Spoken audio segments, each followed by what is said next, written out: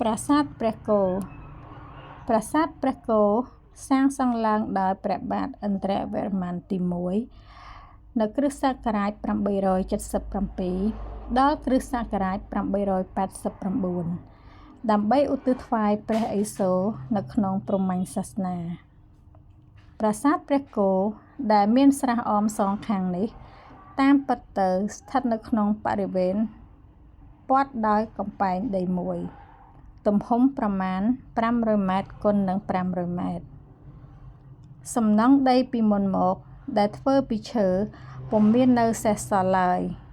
គឺនៅសល់តែអ្វីដែលសាងពីថ្មនិងដីឥដ្ឋឈ្មោះដើមនៃប្រាសាទនេះគឺបរមេខ្វារៈដែលមានន័យថាជាព្រះបរមឥសូរផងនិងជាបរមនាមនៃព្រះបាទជ័យវរ្ម័នទី2ដែលជាស្ថាបនិកនៃអាណាចក្រអង្គរព្រះបាទឥន្ទ្រវរ្ម័នទី1បានប្រារព្ធឆ្លងប្រាសាទនេះនៅឆ្នាំ879ដើម្បីឧទ្ទិសថ្វាយព្រះបាទជ័យវរ្ម័នទី2ព្រមទាំងទៅបុព្វការីរបស់ព្រះអង្គ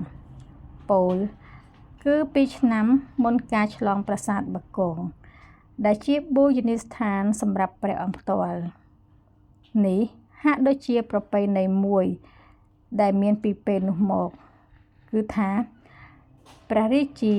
ច្រើនតែសាងអ្វីមួយដើម្បីឧទ្ទិសទៅបុព្វការីព្រះអង្គទៅហើយសិន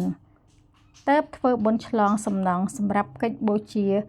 ផ្ទាល់ព្រះអង្គនៅលើជញ្ជាំងប៉មទាំង6នេះមានចម្លាក់លើបាយអដែលមាននៅសេសសល់ដោយកន្លែង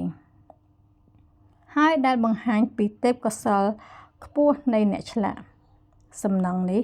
ធ្វើឲ្យយើងស្រមៃបានថាកាលនៅថ្មីប៉មទាំងនេះ